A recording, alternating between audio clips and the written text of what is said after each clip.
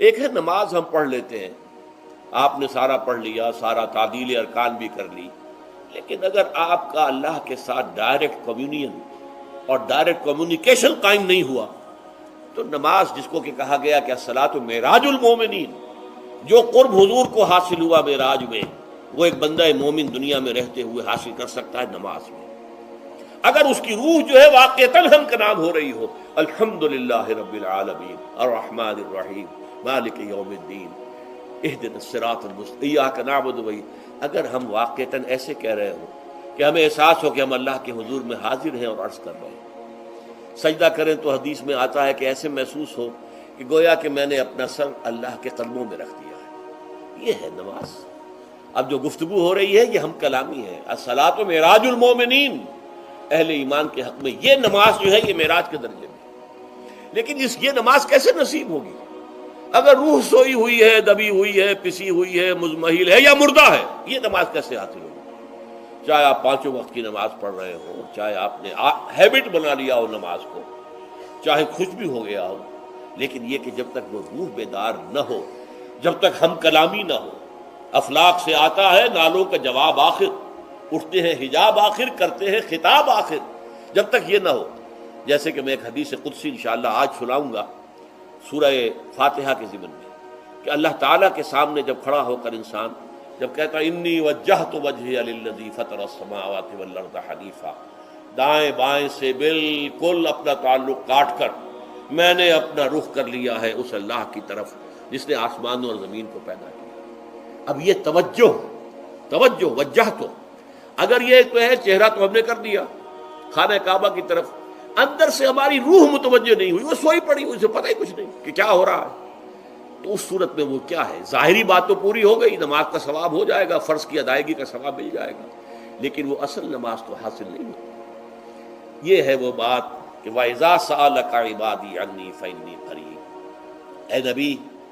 جب میرے بندوں کی روحیں بیدار ہو جائیں، توانا ہو جائیں، حیات تازہ سے وہ ہم کنار ہو جائیں اور پھر وہ میرے بارے میں پوچھیں، وہ میرا تقرب حاصل کرنا چاہتے ہیں، تو آپ سے پوچھیں تو کہیے میں قریب ہی ہوں، اجیب دعوت الداع اذا دعان، یہ ہے وہ دعا، میں ہر پکارنے والے کی پکار، ہر دعا کرنے والے کی دعا کو سنتا ہوں، قبول کرتا ہوں، جواب دیتا ہوں جہاں کہیں بھی مجھے پکارے، اذا دعان۔ اس میں در حقیقت وہ مفہوم آ گیا ہے there and then where ever، آپ اپنے گھر میں ہو کر پکاریں اللہ کو، آپ بستر پر لیٹے ہوئے پکاریں اللہ کو، الذین یذکرون اللہ قیاما وقعودا وعلی جنوبہم، ہاں ٹھیک ہے بعض مقامات بعض اوقات قبول دعا کے لیے زیادہ سازگار ہے، حرم میں جا کر دعا مانگی جائے، اور منا میں عرفات میں خاص طور پر، جبل رحمت پر خاص طور پر، ملتزم جو ہے کعبے کا اس پر خاص طور پر، وہ ایام بھی ہیں خاص، لیکن یہ نہیں ہے کہ بقیہ دنوں میں آپ کے اور اللہ کے درمیان کو بڑا فاصلہ ہے۔ یہ سارا دنیا میں مشرکانہ نظاموں نے تصور پیدا کیا، اللہ تو دور ہے دور ہے دور ہے دور ہے، پاک ہے پاک ہے پاک، تم ناپاک ہو ناپاک ہو ناپاک ہو، اور تم تو بڑی پستی میں پڑے ہو، تم اللہ سے براہ راست ہم کلام نہیں ہو سکتے۔ کوئی درمیانی چاہیے، کوئی لنکس چاہیے، کوئی پجاری ہوگا، کوئی پروہت ہوگا، کوئی پنڈت ہوگا، کوئی پیر ہوگا، کوئی پادری ہوگا، کوئی پوپ ہوگا، اس کے ذریعے سے تم اللہ سے ہم کلام ہو، خود نہیں۔ اور جب ذریعے بیچ میں آ گئے تو ان کی مٹھی گرم کرو، ان کی چاپلوسی کرو، ان کو بھی جو ہے چادریں چڑھاؤ، ان کو نذرانے پیش کرو، یہ ہے بدترین ایکسپلائٹیشن جو مذہب کے ذریعے سے نوع انسانی کی ہوئی ہے۔ یہ دو ایکسپلائٹیشن دنیا میں ہوئی ہے تاریخ انسانی میں، ایک بادشاہوں کی طرف سے خراج دو ہمیں، محنت تم کرو گے کھیت میں، آدھا حصہ ہمارے پاس آئے گا، ہم عیش کریں گے، ہم اسٹینڈنگ آرمیز رکھیں گے تاکہ ذرا تم بغاوت کرو تو تمہارا سر کچل دیا جائے۔ یہ ایکسپلائٹیشن بدترین، مانگنے والا گدا ہے، صدقہ مانگے یا خراج۔ دوسری طرف ہم بادشاہ ہیں، ہم چنگر بنسی سورج بنسی خاندان ہیں، ہم راجپوت ہیں، حکومت کرنا ہمارا حق ہے، اور یہ پنڈت پروہت جو ہے وہ بھی کہیں گے کہ ٹھیک ہے نصف لی و نصف لک وہذا قوم جاہلون، یہ عوام جو ہے ان کا خون چوسو، ہمیں یہ نذرانے پیش کریں، بتوں کو آ کے چڑھاوے چڑھائیں اور تمہیں خراج دیں اور ٹیکس دیں۔ They are to be exploited, exploit ہونا۔ اسلام نے آ کر دونوں کا خاتمہ کیا، کوئی ملوکیت نہیں۔ زکوٰۃ ہے تو غربا کے لیے، بادشاہ کے لیے نہیں ہے، یہ تو غربا کے لیے، لہذا کوئی ٹیکس نہیں۔ نمبر 2،